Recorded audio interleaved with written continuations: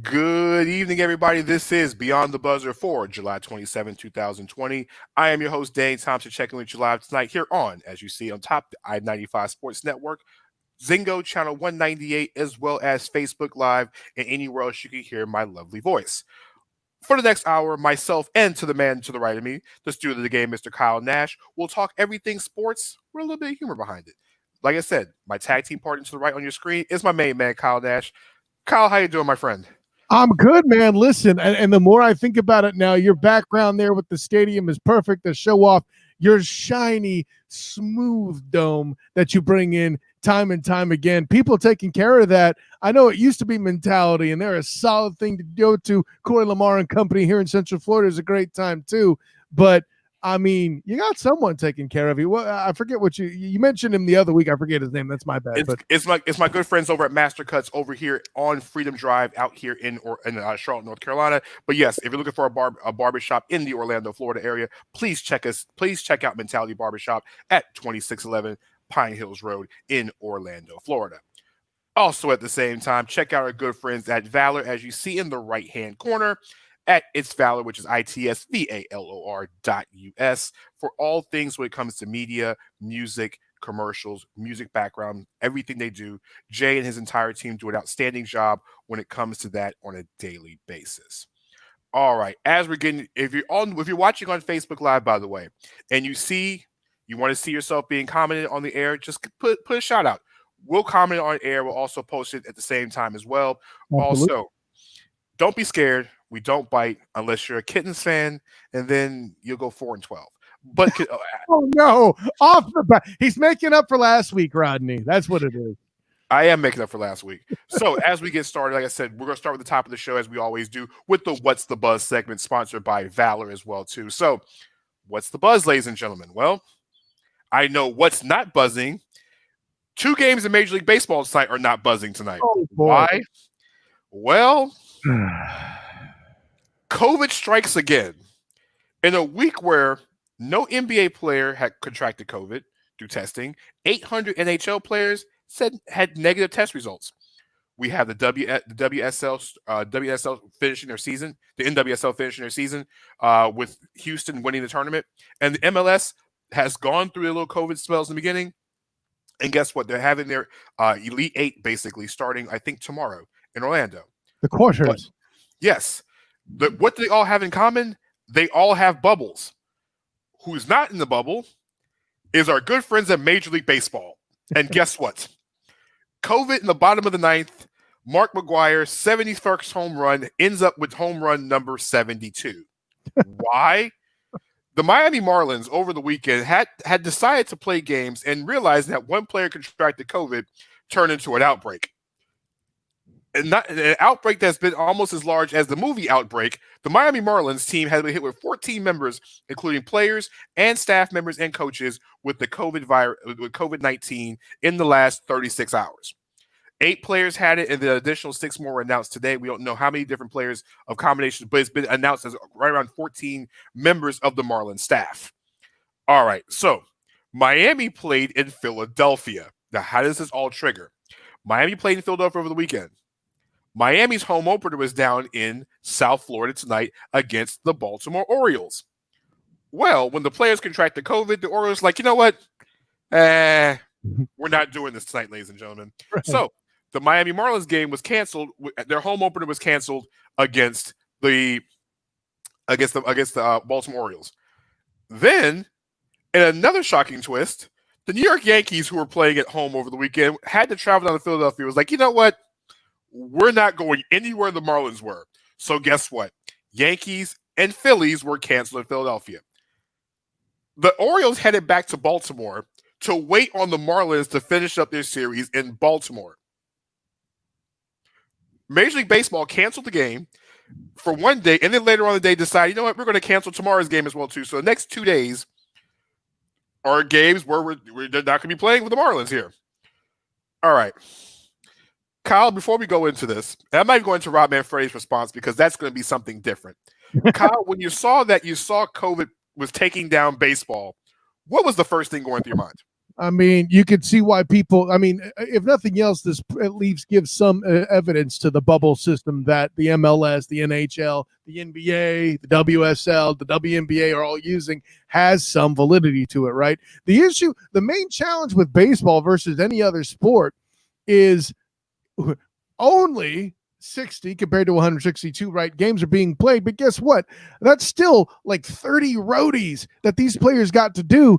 And that's the part that's out of control. And I think we're seeing firsthand now that when that first domino falls, it all goes crazy. Listen, I'm not even an MLB guy, but I'm pretty sure that an Orioles team versus the Marlins, listen, more like the Norioles, we're not worried about those two franchises. I get that. Now suddenly the precious Yankees and the Dodgers are in the mix, or excuse me, the Phillies are in the mix. Now that game being canceled, much bigger fan bases, much more significant teams. Now we have officially, from a business standpoint, a problem, right? I mean, I don't think it's a shock to call the Yankees the premier popular franchise in the league. So when they're getting a game canceled, a lot more notice is going to be taken. Yeah, I get it, Bobby. You're a Marlins fan, and so is your He's not a Marlins fan. He's a Yankees fan. No one's got time for that. I will not say that. Time out. I told you Speaking of guys. Bobby Blackjack, I told you guys when the Marlins first came out in the '90s. The day after they released their logo, I went out and bought the hat and the jacket. So I'm a Yankees fan first and a Marlins fan second. Oh, you're True one of story. the fan guys. you're one of Bobby, those fans. You're one of those. I'm You're one of those guys. fans. I'm one of You're those one of the guys. ones that you're the one of the ones that like the starter jacket look. Got you. All right. I digress to continue. So the last time we had an outbreak in professional sports was the NBA. Rudy Gobert caught COVID right before a game between the Utah Jazz and the Oklahoma City Thunder that started the whole COVID in sports. Here's the difference between the NBA and Major League Baseball. The NBA is like, you know what? We don't know how many people you've been around. Here's the ironic part. Juan Soto tested positive for COVID, and we talked about this, Kyle, last Thursday when the season started. yes, we did. Who does Juan Soto play for? The Washington Nationals. And who did the Nationals play the opening game of the season, week of the season? The New York Yankees. So, the 6 degrees of COVID separation starts here. Okay, it starts here.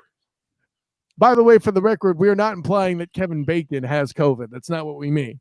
But No, but mind you, at the same time, you can't. You just, yeah, exactly. So if you're actually watching the Facebook live stream, click on if you're watching a lot, click on the Beyond the Buzzer link on Facebook. That way we can see your comments, like Manny Robinson jumping in with the words 2 teams. Well, Manny, yes, 2 teams, but that's still, if you multiply 2 times 2, what does that equal, Kyle? 2 times 2 is 4. Which is the number of wins the Raiders will have this season. All right, back to baseball again. All right, so the Phillies have said no. The Yankees have said no about playing tonight. Here's the problem. When you have the 6 degrees of separation of teams playing, that means people are around each other. Yeah. This whole COVID bubble thing makes no sense. This non-COVID bubble thing for baseball makes no sense. All right, the Players Association and the owners and Rob Manfredi should all be ashamed of themselves. You're wondering why they should be ashamed of themselves. Well, when they came to the idea of doing Major League Baseball in the bubble, the Players Association laughed at it. It was like, no, we're not doing this. So baseball and its players think they know better than doctors. Okay, listen. Guys in baseball are making $300 million. We just saw Mookie Betts make $386 million.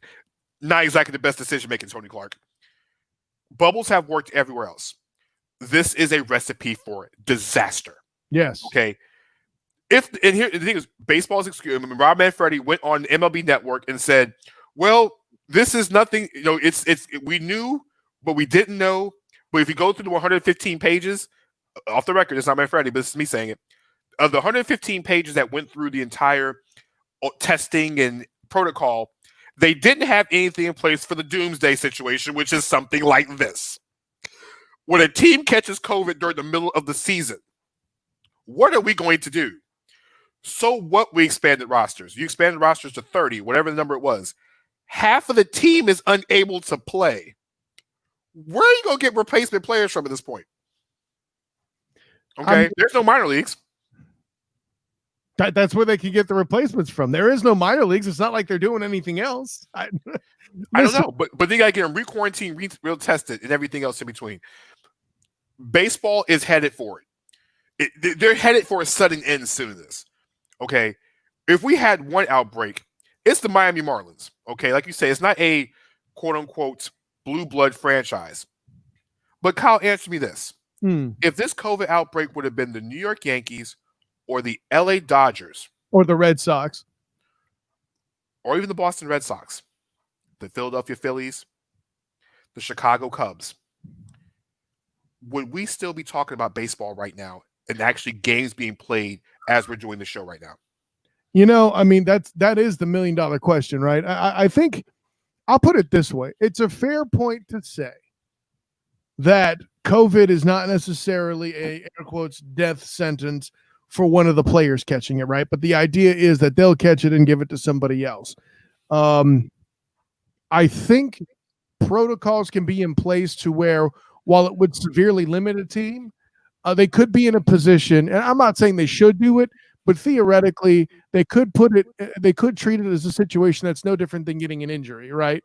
And you just had immensely bad luck that half your roster, we shouldn't say half, 13 isn't half of 30, but you get the point. Well, but it wasn't all players, but it's 14 members of the players, coaches, and staff. Right, also true. So, I mean, they could still field the team, but they'll just be significantly less talent-wise. Now, I suppose the way to look at it, you know, if you're trying to put a silver lining on it, is that you get younger guys who will have their shot in the big show. Would that lead to a suffering in the product on the field? Obviously, that's a problem. Will it lead to any situation where any of these players will have the worst happen to them? No, I don't think you'll expect baseball players to die here. But if somebody's caught, I'm with you. They need to have a better idea on how to treat players that are, or handle players, I should say, who are found positive, right? They don't have that protocol yet, and that's a problem. Manny Robinson in the chat. Yeah, of course they're going to have guys waiting, but what I'm saying is you're going to have to get these guys tested, protocol, and everything else. They just can't start playing tomorrow. This isn't like, for example, the Blue Jays going to Buffalo and grabbing somebody from AAA. Okay, and you got to get them tested, protocol, and whatever baseball protocol is on how many days they're going to have to sit before they're able to play. I guess I'm saying it's a situation where it'd be more like an Olympic alternate, right? They would travel with the team and be around the team, and then at the moment's notice, hat drop, they're in, right? Here's my other question. If you're a minor leaguer, Kyle, and you just found out your team that you're being called up to had 14 members of the team, franchise, whatever it is, test positive for COVID, do you really want to get called up at this point? I mean, that's a very fair question. I mean, I think that comes down to every individual person on how much risk they want to take for their shot. And that's my point. It's really a risk. Yeah. Baseball and the NFL, which we'll get to in our next segment, have failed at this. They have failed miserably at this. This thing should have been a bubble. I don't know how you would have pulled baseball from the bubble. There should have been spring training. I don't know what it is, but this cross-country travel, I know the Major League Baseball had the Dodgers president today said that the baseball expected an outbreak. Okay, that's great to know that that all the people, the presidents and everybody says was expecting an outbreak. That's not very good for safety concerns. Well, even if was, like they expected it, but they don't have any better protocol than this. That's ridiculous. No, it was an 0-2 fastball down the middle of the lane, down the center tailpipe. They struck out for strike 3. And all right, even on their shoulder, they didn't even swing. That's what I'm saying. And my point is, the thing is, what does that have to take for people to start realizing the only way you're going to do sports correctly is in a bubble? Yeah, is it going to take somebody severely risking their life for this? Do we really have to see somebody literally? I don't want to say the harsh reality, but does it really have to take one of those type of moments for Major League Baseball and potentially NFL to realize that if you're not in a situation where you're quarantined in one environment or two environments, that this isn't going to work? Traveling across the country, city to city, players going home and not being quarantined and not being in one area is not going to work. Well, let me play devil's advocate on that real quick. I don't think it's the distance of the travel, Danny. I think it's the frequency of the travel, right? Let's say half the games in baseball are road games, which is obviously very reasonable. That's 30 road trips, right? The NFL maximum for the regular season anyway is only traveling 8 times per team. And it's very scheduled. It's very regimented. It's once a week. You could basically set your calendar to it. With Major League Baseball, it's a different problem, right? It's frequency. It's multiple times during the week, and there's a lot that can go on during a test. Like the results for the positive tests that we're talking about, Danny, were revealed hours before this game was going to go on between the Marlins and Orioles, right? So that whole situation is a completely different modifier. And we're talking about baseball players. They've traveled to a city. They're there for a few days. They may be inclined to go out and about and do some things when they really probably shouldn't. And, whereas with football players, the NFL in particular, I should say, it's very regimented. They travel, they get there, they do walkthrough, they eat, they go to bed, they wake up, they play the game, they GTFO. Okay. I think that difference will give the NFL an advantage as far as feasibility, but obviously all I'm saying is that the NFL would have far less risk. And to compare these two sports as having a similar level of threat, to me, just isn't exactly realistic, but the risk is still there. We'll take a deeper dive into this. So we're going to take a quick break here on Beyond the Buzzer. We'll be right back in about 45 seconds to a minute here on I-95 and Zingo Television, because we're going to talk about how the NFL should look at what happened with baseball. We'll talk about Tom Thibodeau and the NBA bubble. I'm going to talk about Lou Williams and chicken wings. Yes, we'll talk Jamal Adams and also Mount Rushmore. So you're back in about 45 seconds here on Beyond the Buzzer.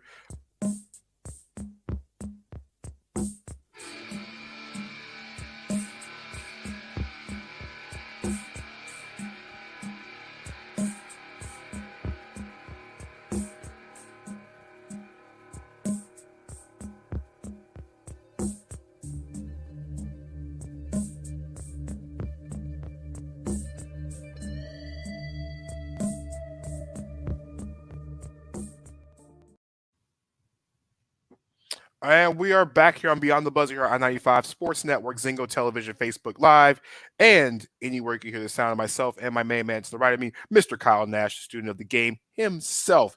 And as we transition into the good old National Football League, let's talk COVID before we start talking Jamal Adams. So listen, the NFL training camps are getting underway this week. 30 of the 32 teams will be actually getting their prepared and their season started.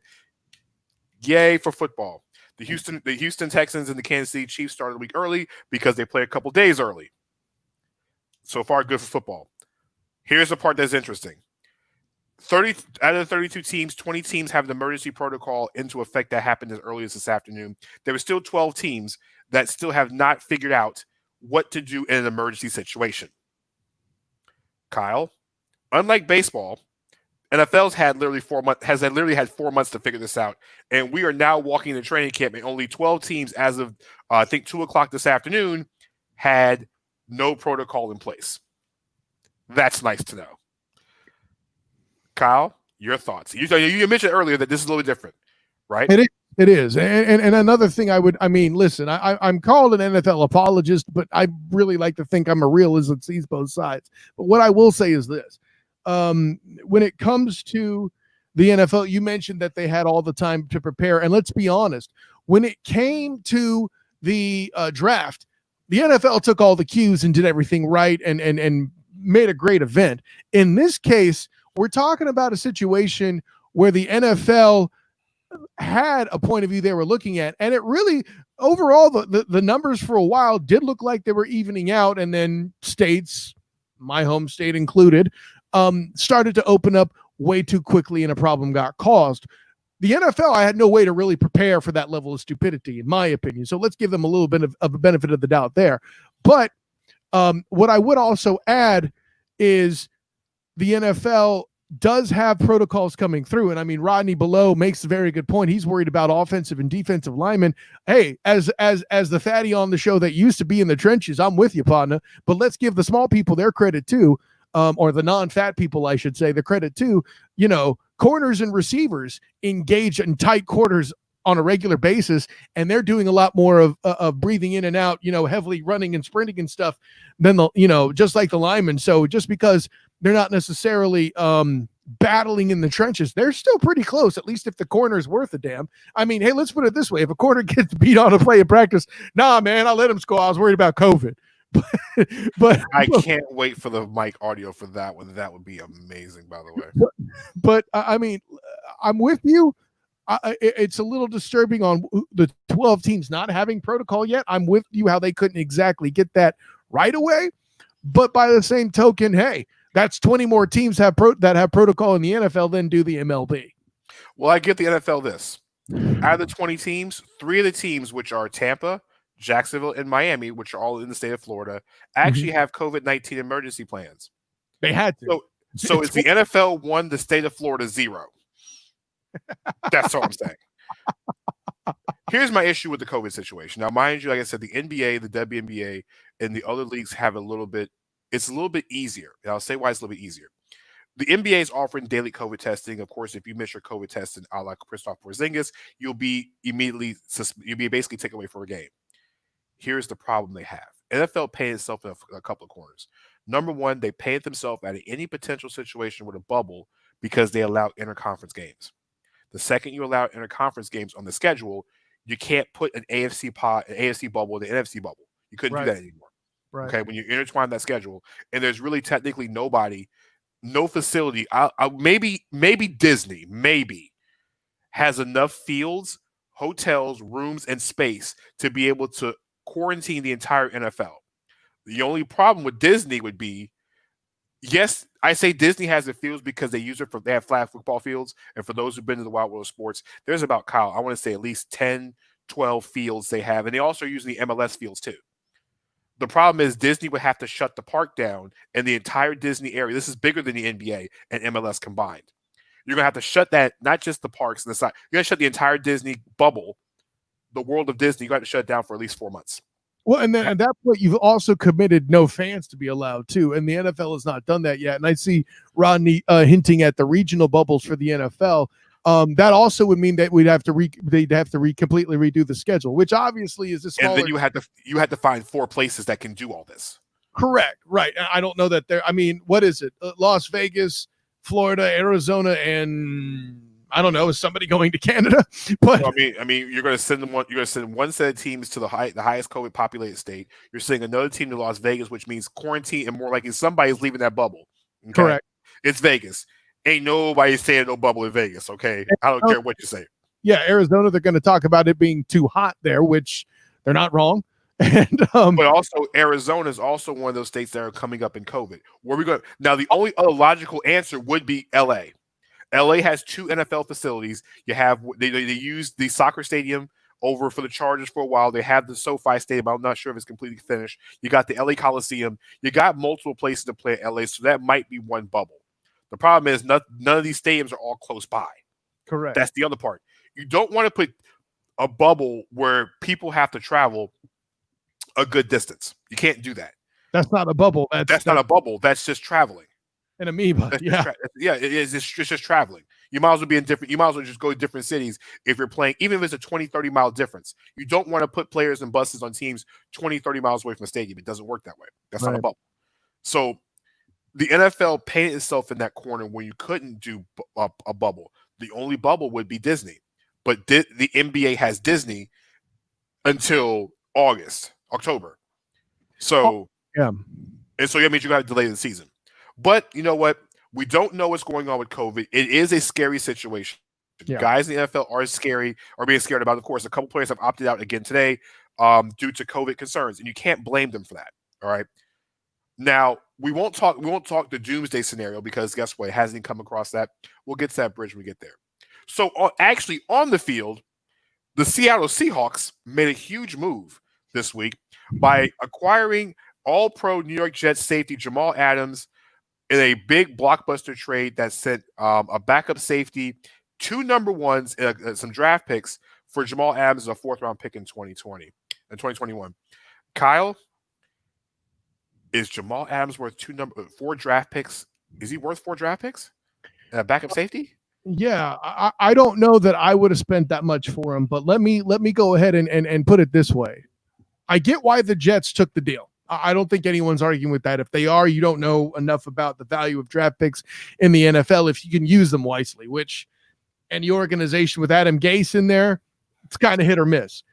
He made some decent acquisitions as a Bears / Dolphins coach, so it's not like he completely strikes out on the draft, but Adam Gase also being exposed for the culture that's there with the Jets by way of Jamal Adams, I might add.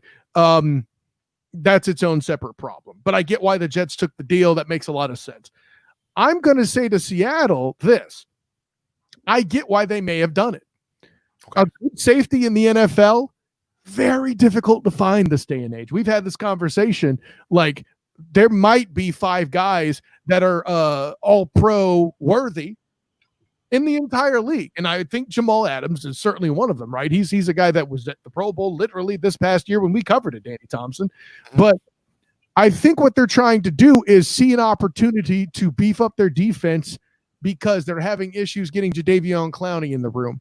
Their pass rush right now, while still decent, isn't what it used to be in the days of the Legion of Boom. I talked to Bobby Wagner 2 years ago at the Pro Bowl, and I intimated that the new group could be building up to be a Legion of Boom 2.0, and he stopped me right there before I finished the question and said, that's a once-in-a-lifetime group. We're not ever going to be that good again. But what I think they're trying to do is secure a fact that they could be good enough to compete and possibly win that division. That very, very difficult division. Danny Thompson, I'll put it this way. If you are the Los Angeles Rams, and that's the weakest team in your division, you're a pretty bleeding good division, and I'll leave it at that. Bobby Blackjack in the corner. Bobby, how you feeling?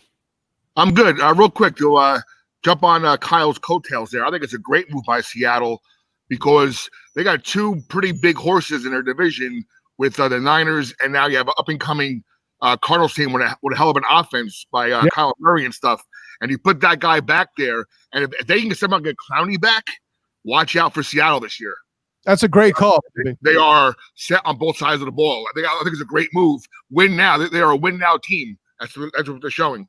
Yeah, and that's kind of what I wanted to build on too. Like the window they have right now is closing, right? I mean, obviously on offense, they feel like, and I can see why, the actual league MVP, I said it, Russell Wilson, could be enough on offense to handle business. I get it. Okay. That defense is the problem, and say what you will.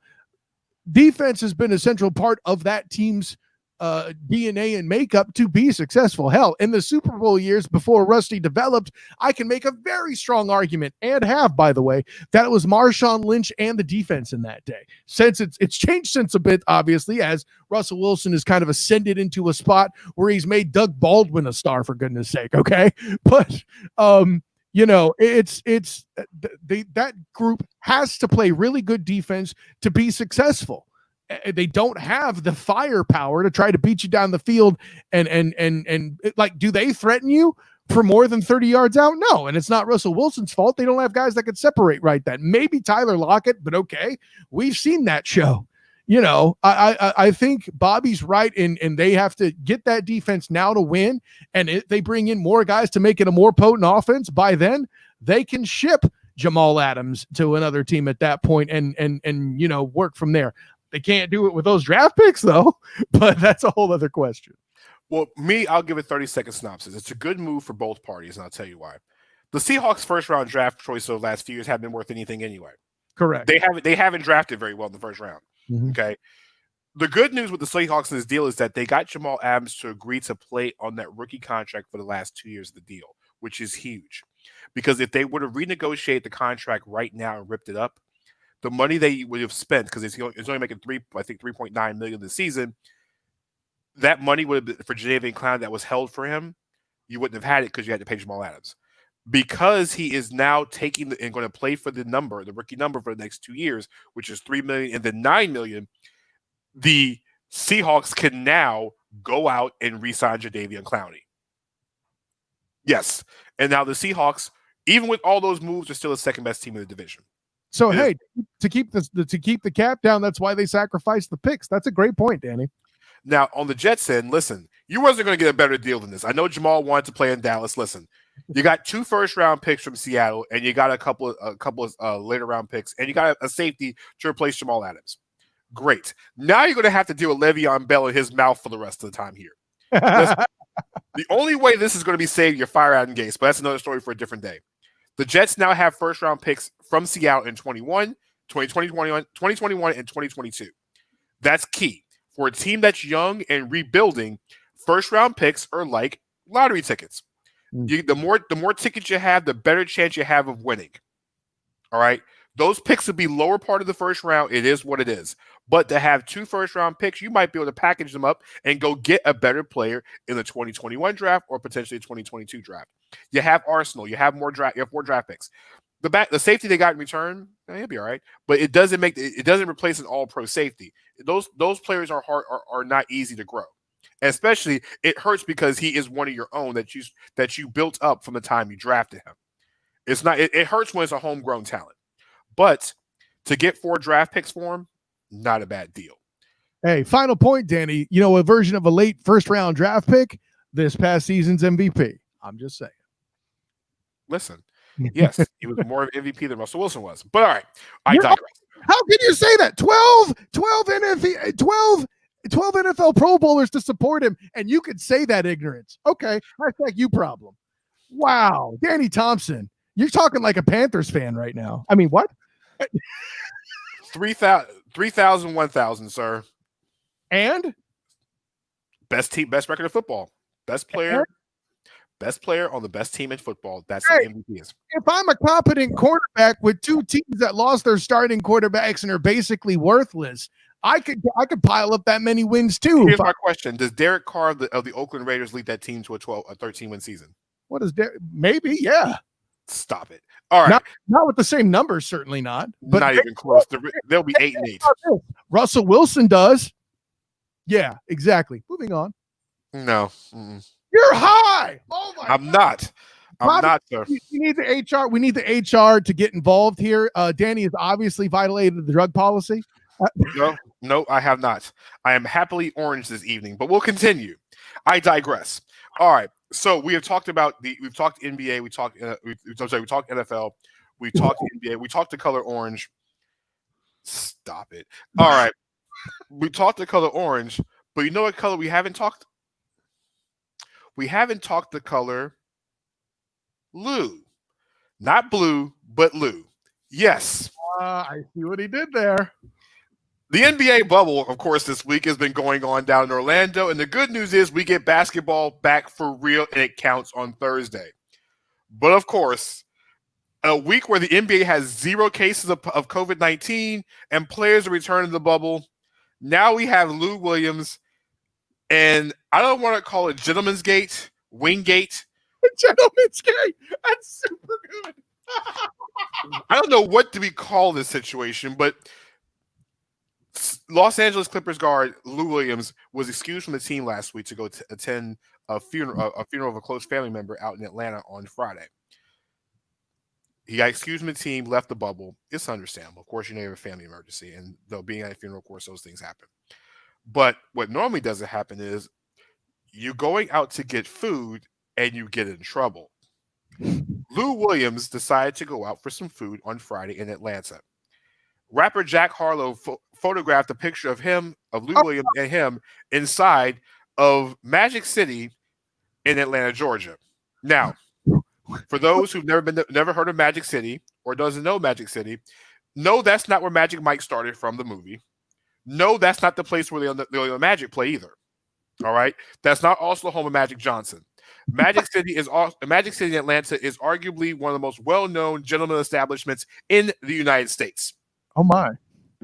So Lou was out and decided to go pick up some wings from Magic City, which is a gentleman's club. So the NBA investigated Lou's situation, and Lou's went, and he was given a 10-day quarantine or a 10-day suspension for 10 additional days for going out to Magic City. Hold up. I got to get in front of Rodney on this one. It's not stitching if you got people putting freaking selfies on Facebook, bro. Look, Jack Harlow should. Here's the thing. Jack Harlow said it was an old photo, but here's what gave it away. Lou was wearing the NBA quarantine mask. I mean, It was no pick. Okay. bro, it's not snitching. It's a confession. Okay. So, but the thing is, Lou did say to the NBA that he did go to Magic City to go pick up wings. All right. So this story, of course, has taken off like wildfire.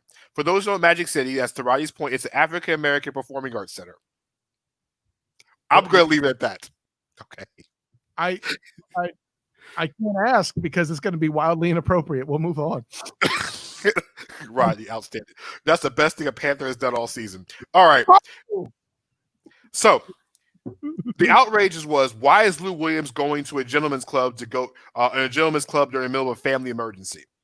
Oh, why was he there? Why was he there? It's part of the grieving process.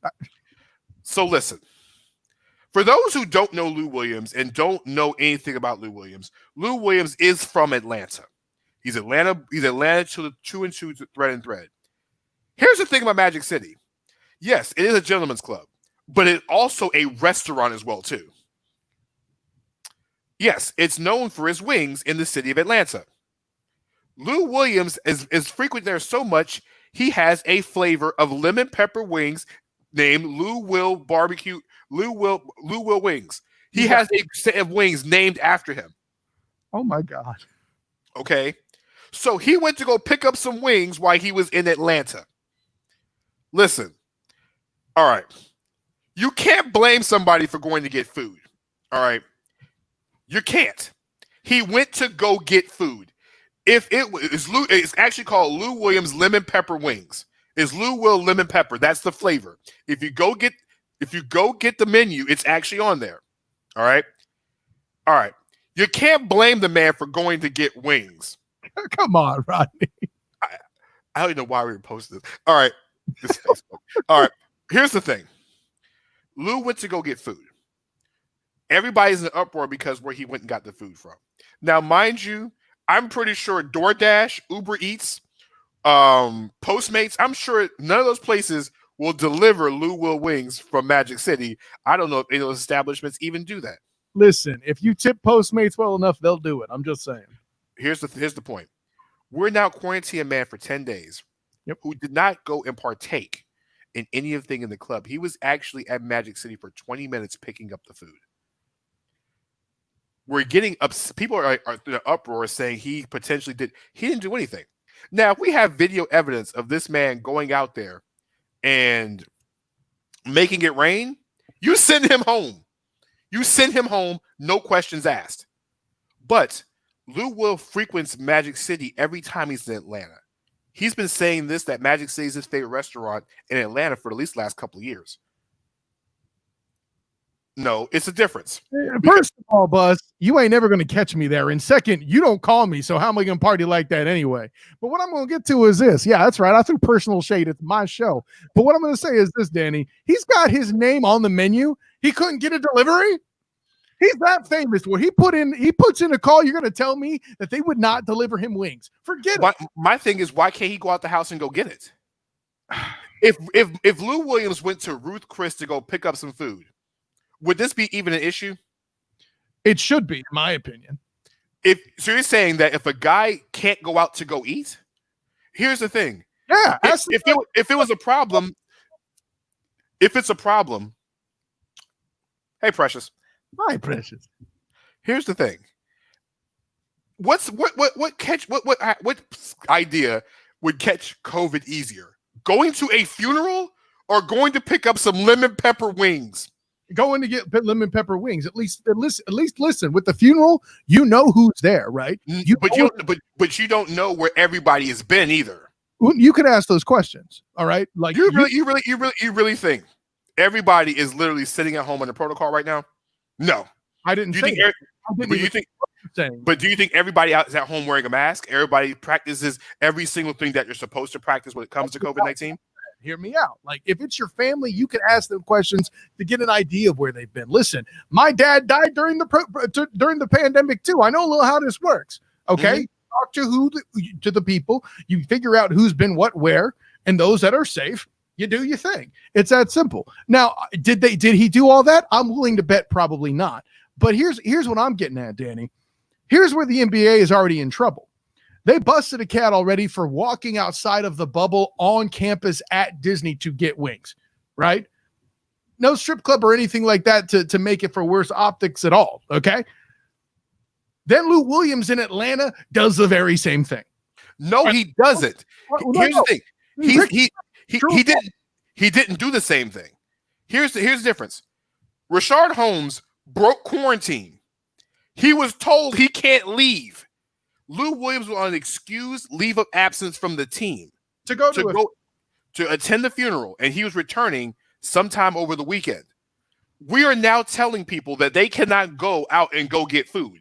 I guarantee you, once again, if he went to Chipotle and got a carnitas bowl, we would not be having this discussion. If he went to Wendy's and got a 4 for $4 with cheese on his burger, we would not have this problem. Probably not. For two reasons. What makes it any different than him going to a Waffle House and picking up food, or going to Magic City and picking up food? If he went to an upscale restaurant and picked up food, we wouldn't have this discussion. I agree with you. I think he should be busted in either way. Now, would it make the news? Probably not. We wouldn't be talking about this. Probably. I guarantee you Zion Williamson. I guarantee you Austin Rivers. I guarantee you Montrezl Harrell. I guarantee you any other player that has left this bubble since the bubble has started. I guarantee you they've probably gone out and grabbed something to eat with a family member. I guarantee you. Are they going back to the bubble afterward? They're returning to the bubble sometime soon. Okay, and when they do you think Zion Williamson sat at home the entire time he was during the bubble? Well, hold up. You're mixing things up a little bit, right? So if somebody leaves and then comes back, they're required to sit out a time for quarantine anyway, right? Here's the thing. It's if you've been in the bubble and you leave, you take daily quarantine testing while you're gone. Right. As long as you pass all your protocols, okay, it's only a 4-day quarantine. Okay. All right. It's a 4-day quarantine when you get back. So when Zion returned, I want to say it was Saturday or sometime Saturday or Sunday, he'll be eligible to play on Thursday night when the Pelicans go for real against the Jazz on Thursday. He's ready to go Thursday. He'll pass quarantine. He'll be in the lineup on Thursday. All right. Patrick Beverley has to pass quarantine for 4 days. He'll be eligible for Thursday night's game against the Lakers. All right. Montrezl Harrell has not returned back to the bubble. All right. I think Austin Rivers, he'll be due back sometime today or tomorrow because the Rockets playing on Friday. All right. The thing is, the guys that get testing for COVID. Thank you, LA. I told you. But here's the point I'm saying behind this. Lou Will was gone from the team literally for 24 hours. Wasn't gone that long. He was mourning a funeral. I think he was left on Thursday. He went to the funeral on Friday. Right. He went to go get wings and would return to the team, I think, Saturday. All right. He returned to the team Saturday. I guarantee you, in that 24 to 36 hours he was gone, first off, you're not taking a COVID test if you're only gone 24 hours. All right. He's been taking COVID tests every day in Orlando. I'm sure when he re-entered the bubble, he would have to, like I said, you have to take quarantine tests and take enough quarantine testing for the 4 days. Okay. Right. I guarantee you, if he picked up an Arby's roast beef sandwich, we wouldn't talk about this. It wouldn't be one of those moments. Let me ask you this, Danny. Because it's Magic City, home of strippers and everything else in Atlanta, that things that make it rain. I've heard incidents where people have dropped 6 figures in Magic City, a la James Harden. Wow. A la James Harden on a night in Atlanta. We wouldn't be talking about this. But the thing is, it's not like Lou Williams doesn't go. It's his first time going there. The man goes there so much, he has Lou Will lemon pepper wings on the menu. I don't see how that part's relevant, Danny. I don't give a damn how many times he's been there. But what I'm trying to say is, God damn it, Bobby. What I'm trying to say is this, though, man. I don't know enough about the rules. That's what I said. I don't know enough about the rules that he was supposed to adhere to. But the whole concept that I'm trying to say is, when you tell the NBA or whoever it is, the powers that be, hey, I'm going to a funeral, and the press lets out, or they find out you're at a strip club instead, they've got to get in front of it to control that narrative, because then they got a bigger problem on the whole. But the thing is, when they have said he was only there for 20 minutes picking up food, he wasn't in there dancing with strippers and making it rain and sitting in VIP dancing to Atlanta hip hop. It does not work that way. I know that. You got to convince the powers that be, and they're not Here's the thing. agreeing with you. And the whole thing with Alex Caruso was told his sister was getting married. The NBA said, if you go to this wedding, which had 100 people at the wedding, you're going to have to set a 10-day quarantine. He was like, I can't do this. I can't do it. It's not one of the same. Guy, like I said, it's not, to me, you're telling somebody they can't go get food. It wasn't like he was going out clubbing or partying. If that's the case, then yes, you clip him, send him home, do what you need to, because he took advantage of the rule, which was a funeral. Okay? All I'm saying is a man got penalized for 10 extra days for going to pick up food from an establishment that he goes to, he's there more probably than our favorite restaurants. To him, it's just a place to eat. He's been there. That's a bad argument, Danny. It's still a high risk area in this day and age. That doesn't change if he's been there. So going to get food with a mask on is considered high risk. So you're telling me going to get food, going to eat. That environment, that building is high risk. I get all the extra stuff you're saying, partner. The restaurant's in the front of the building. The restaurant's in the front of the building. So why the restaurant's in the front? So you're saying if he went to go to Jack in the Box, he should be quarantined for 10 days for going to Jack in the Box? For one, Jack in the Box is a drive-through. It's not a similar setup. A, B, yeah, it's a lower risk area. He's probably more likely to stay socially distanced in there. So what makes you think they weren't social distancing in Magic City? Because it's a strip club? I didn't say that. I'm asking. That's not what I said. It's not close to what I said. I'm just asking a question. You said about social distancing. You don't think there was social distancing inside that restaurant? We don't know that. Nobody said that they have. But the thing is, you're saying also that it's much safer to go to a funeral where it's a whole bunch of people.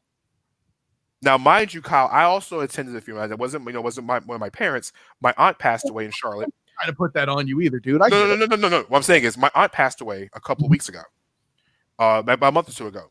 Mm-hmm. There was over 50 people at the funeral itself. Wow. Inside of the church. We were spaced 6 feet apart. Not to mention, besides the people who were inside the church, all the people who came to see and pay their respects, all were walking in and out of the building before the service started. That is a bigger risk for COVID because you have all these people in one environment that is much more of a higher risk to go there and be in that environment than to literally go sit there and go pick up food and leave. If that's really what happened, which I agree, if that's what happened, I'm not arguing that, but if that's really what happened, Lou Williams did a bad job explaining his situation. It's like this. Listen, the one thing Lou Williams did wrong was, of all places to get food, you just don't go to the most notorious strip club in the entire country. That was the only thing. We agree on that, no doubt. That's the only thing I agree upon, but also at the same time, it doesn't make sense to give him extra time for something he didn't do. But we'll digress and talk about this another day because it is now 9:49. We're kind of a little behind schedule. Let's do what they want other than strip clubs. Listen, there would be no making it rain in this section because guess what? It's all sunny over in Mount Rushmore. That's right. So for those who never watched Mount Rushmore, I'll give you a 30-second synopsis.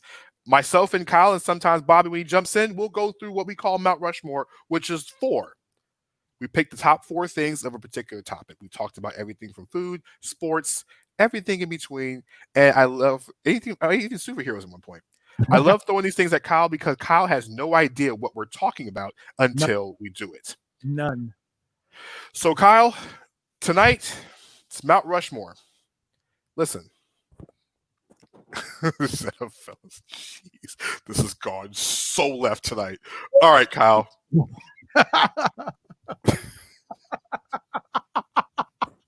Hey, you told people you would have fun watching the show. All right, Kyle. Mount Rushmore of fast food restaurants. Oh, let's go. I thought it was going to be something tough. First of all, you gave me enough time where I can make this joke. I ain't got to make it rain on Mount Rushmore. Most of the faces are already on my money. Holla at your boy. All right, fast food establishments. Kyle, what you got? First of all, listen, we got to go right at the top and do a thing up front. I'm probably going to get flack for this, but I have to do it for sentimental reasons. I don't even eat at this joint. but the way they treat and handle my daughter, I got to put Chick-fil-A on the list. I get it. There's some political machinations. People are worried about certain. Shut your face, Danny Thompson. I'm not done. So I know there's some political issues with that I don't even agree with that the thing tastes. But hey, if I agreed to that, I'd have to stop drinking Yingling too, and I'm not about that life. But what I am about is the fact that when I walk in there, first of all, they make me feel like I walk into a grandparent's house, and my grandparents are dead. Okay, so there's that. A, B. This whole my pleasure thing they do, it isn't just a tagline. It may be some places, but it's not when I've been, and that's been to more than one location. Let me be completely clear, ladies and gentlemen. My daughter was 2. She was going to the restroom, and I let her try to go in there by herself, and it had been a bit before she'd come out. The person behind the counter who was at the register said, "Oh, hey, do you want me to check on her?" Are you kidding me? This lady offered to walk into the restroom and check on my daughter in the restroom. And I'm like, they can't accept tips. What do I just gave her the biggest thank you I possibly could appropriately. That's the kind of care you look for. And oh, by the way, the kid loves the waffle fries, and you got to give him props. I can eat there with trying to, cut some of this girlish figure as much as I can to get back to 300 pounds and do all that. And she gets a genuine smile from being in the play place. And I don't feel like she's going to fall in flat on her face and, be destroyed by it. I got to put Chick-fil-A up there just simply for that. Listen, I'm pulling the daddy's girl defense. If you don't like it, stop me. I didn't think you would, Thompson. Moving on. Next up, for me, listen, you could go any different direction you want with hamburgers, but for me, when I'm in the place, when I'm eating burgers on a regular basis, you got to have good fries and burgers together. People are going to come at me. That's okay. Five Guys is on my list. Definitely, for sure. The burgers don't get better at the price you got. And listen, if you have a peanut allergy, I'm sorry, you probably can't partake, but I like the peanut fries. By the way, if we're talking about fries, the next place I'm going for fast food joints, people are going to hate on this too if you don't live in the Southeast. I'm sorry, hashtag you problem. Checkers fries are the best in existence. Keep your McDonald's BS. I don't want it. It's overrated. I said it. Checkers, number 3 for me on the list. And listen, there's going to be a lot of honorable mentions here. Danny, I give you credit for an excellent topic. Once more, in my youth, I probably would have picked Taco Bell. Why? Because I could afford it. So you got to respect that. But at the end of the day, when, this is one of those where you need a 10. We obviously don't have time for it, and Mount Rushmore only has 4 chisels, okay? But at the end of the day, pulling it from the hip, I got to do it. I'm going to go to the place they have all the meats. I'm going to go Arby's, okay? I can walk in there and get basically the hell I want. I want a bunch of roast beef, bam, it's there. I want a brisket. I had a brisket sandwich at Arby's. I did it just to take the plunge. It is good. No, it's not trash, Precious. You are wrong. Handle the truth. Better fries are the damn. Anyway. This show tonight is going so left. I have a call for you. You can't handle the truth. No, but Arby's, I could go any place. I literally went there, got 2 sandwiches for me. Sliders, take it easy. And my mom wanted something different. She wanted ham. I'm like, where am I going to get a ham sandwich with that? They have a ham and cheese slider. You don't have to like it, but variety is a thing, folks, and it matters. And when you could do all of it pretty damn good, again, relatively cheap, you got my vote. Arby's for the final one. All right, Bobby, what you got over there? All right, I have the pleasure of living out on the West Coast for 18 months. So I have to put In-N-Out Burger out there. I knew somebody was going to do the In-N-Out trash, man. I've never had it, but I can't. It's so over. All y'all do who go to the West Coast to talk about In-N-Out. But the one restaurant we don't have here in Jersey that I wish we had has everything from breakfast to lunch to dinner to overnight to and beyond. I wish we had a Jack in the Box here. Yeah. Jack in the Box has everything. Respect. Okay. Roy Rogers, because they had the best fixins bar of any of the places. And I'm with Kyle there with the Arby's. Yeah, I love getting a nice little sandwich. Every so often you want roast beef, right? You want something different. You don't want beef all the time. I want roast beef. Bobby, I'm surprised Bobby didn't mention White Castle. See, all right. The reason why I don't, all right, if you're from Jersey and you guys come up here, I'll take you there. The reason why I don't say White Castle, because the original versions of White Castle are called White Manor. They're one in Hackensack, one in Jersey City.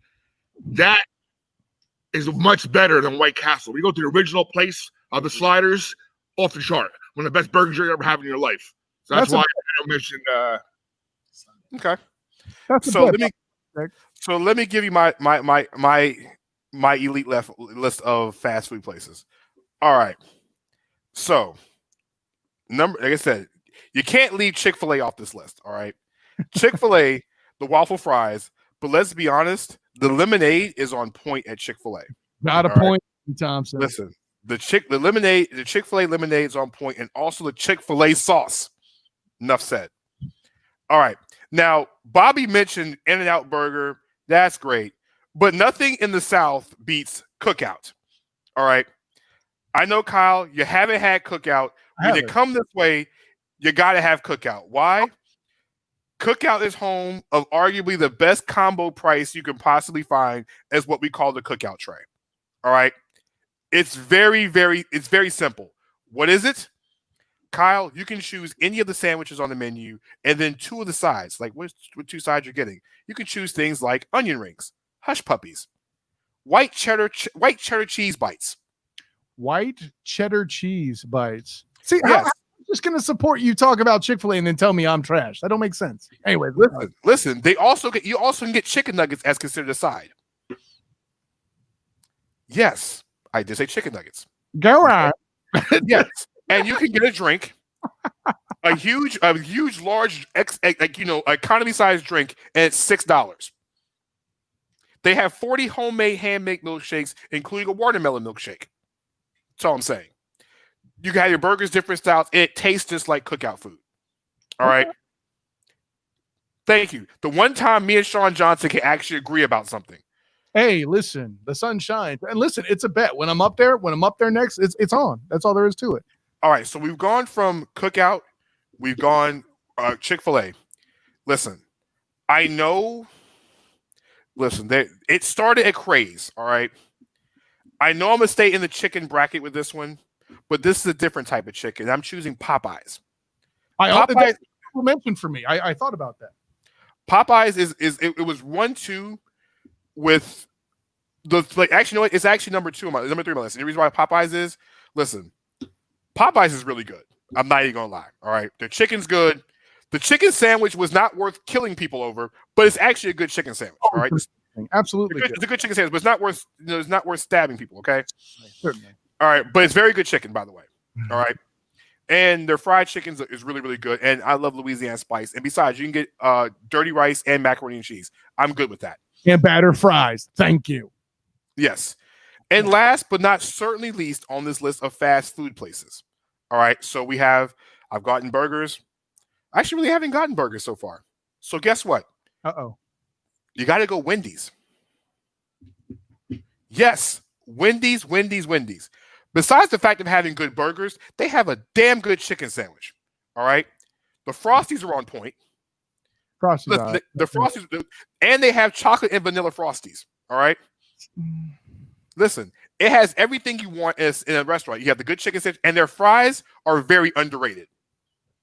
The fries are stronger than they're given credit. I would take Culver's over Wendy's, but Culver's is good too. Culver's is good. Like their white cheddar bites and their milkshakes are very good. Bro, the curds are the jam. Like I almost feel like if I did this from the top and thought of Culver's sooner, it might have made the 4. Like that's real tough.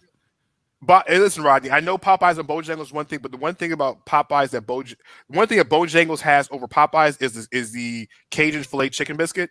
But Popeyes, the fact of the versatility of the different types of sides, yes, and the spicy chicken is banging. Yes, spicy. What? Stop it! It's better than Checkers fries.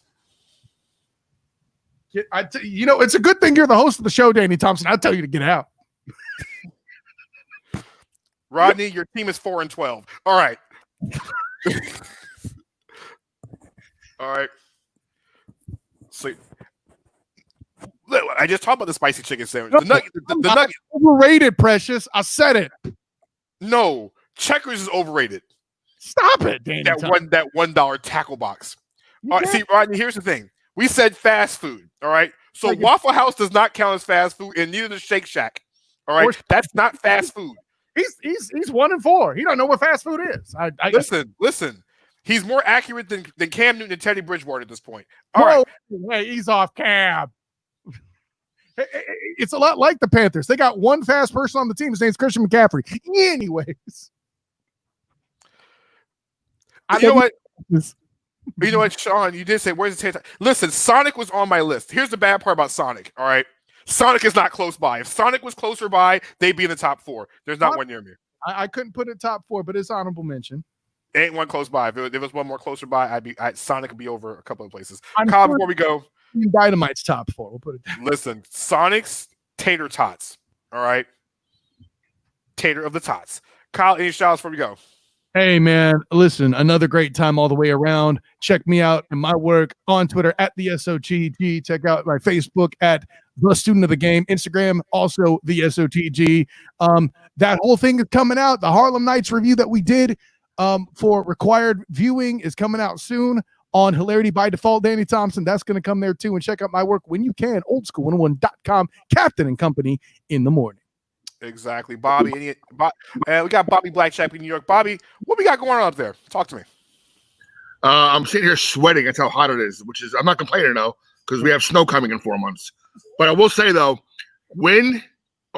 if sports is like totally canceled because of COVID, which we think is going to happen, we need to do a whole hour on just Mount Rushmore of fast food. Break down the categories, have like a bracket style. We have the chicken category, the burger category, the taco burrito category. Listen, we're gonna have to call all hands on deck for this one. So if you're in the chat room and you want to jump in on this, tater tots are a poor man's chicken nuggets. Mike DeSantis, get out. Get out. Real quick, before I go, to represent Tater Tot Nation, Sonic chili cheese tater tots blow away any French fry concoction anybody else has. There I go. He's not wrong on that one. I mean, it's like LeBron face. Tater tots is poverty. No, the Panthers being in the lottery is poverty. All right. Shouts before we go. Listen, shouts to everybody that's been in the room. Yes, Precious. Yes, yeah. Okay. All right. Big shouts to everybody that commented, chat, and liked the show tonight. Like I said, Rodney from Under Construction, of course. The lovely Precious, my main man Manny Robinson, Dre Carter from the show The Guys, as well as Sean Johnson. They have a show called The Guys on Facebook on Wednesday nights, right before I think 8 p.m. on Wednesday. Big shots to our good friends over LA Broadus over at 3 Point Conversion, Mike DeSantis as usual, my main man Daniel Maldonado for keeping Kyle in check. Hey, the bus keep me in check. I intercepted all his passes in pickup games. Whatever. Mike DeSantis always as usual, and Melvin, if you have a question about some things, send me a DM and we'll discuss that. Also, our good friend Sean Osmond for checking in as usual. And once again, if I missed you, I do apologize. Oh, Sean Osmond, once again, thank you everybody for tuning in to the show tonight. Like, share, tag the show. Like I said, we're on every Monday and Thursday night, 9 p.m. here on the I-95 networks, Zingo Television, as well as Facebook Live. Like, share, and tag the show. So for myself, Bobby up in New Jersey, and Kyle, I don't know what to call you at this point because you disrespected. You just put for Kyle Dash, a student of the game, Mr. Checkers himself. I'm Danny Thomas. We'll check you guys out on Thursday night at 9 p.m. Stay safe, and by the way, at the same time, please, if you are in Louisville, Kentucky at this point in time, Breonna Taylor's killers have been out for the last 136 days. We need to find justice and arrest all parties involved for Breonna Taylor. # say her name, # Breonna Taylor. We'll see you guys on Thursday night.